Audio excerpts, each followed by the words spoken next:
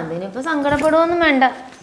1-2 ആഴ്ചയൊക്കെ ആകുമ്പോഴേ പുതിയ കൂട്ടുകാരൊക്കെ ആയിട്ട് പരിചയമാവും. അപ്പോൾ പിന്നെ കൊച്ചിന് സ്കൂളിൽ പോകാൻ ഇൻട്രസ്റ്റ് ഒക്കെ ഉണ്ടാവും. അമ്മയും മോളും കൂടി ചർച്ച. നാളെ സ്കൂൾ തുറക്കുമല്ലേ, അപ്പോൾ പുതിയ സ്കൂളിലേക്കല്ലേ പോണത്.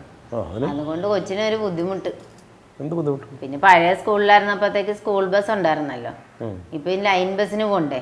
അതുകൊണ്ട് അവക്കൊരു വിഷമം. പോണം, 8ാം ക്ലാസ്സിലായില്ലേ, പിള്ളേർ ഒറ്റയ്ക്ക് യാത്ര ചെയ്ത് ശീലിക്കണം. എന്നാലും അവിടെ സ്കൂൾ ബസ് ഉണ്ടോന്നും തിരക്കായിരുന്നല്ലോ. ഇതൊന്നും ആവശ്യമില്ല. ഞാനൊക്കെ ചെറുപ്പത്തിൽ 2-2.5 കിലോമീറ്റർ നടന്നാണ് പോയിക്കൊണ്ടിരുന്നത്. ഒറ്റയ്ക്ക് യാത്ര ശീലിക്കട്ടെ, എന്തെങ്കിലും പിള്ളേർക്കായാലും ധൈര്യം ഉണ്ടാവുള്ളൂ സ്കൂളിൽ പോകാനും ഒറ്റയ്ക്ക് പോകാനൊക്കെ, ബസ് യാത്ര ചെയ്യാനൊക്കെ. അങ്ങനെ വേണം.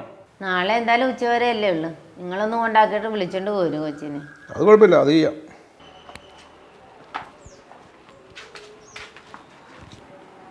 എങ്ങനെയുണ്ടായിരുന്നു പുതിയ സ്കൂള്? കുഴപ്പമില്ല.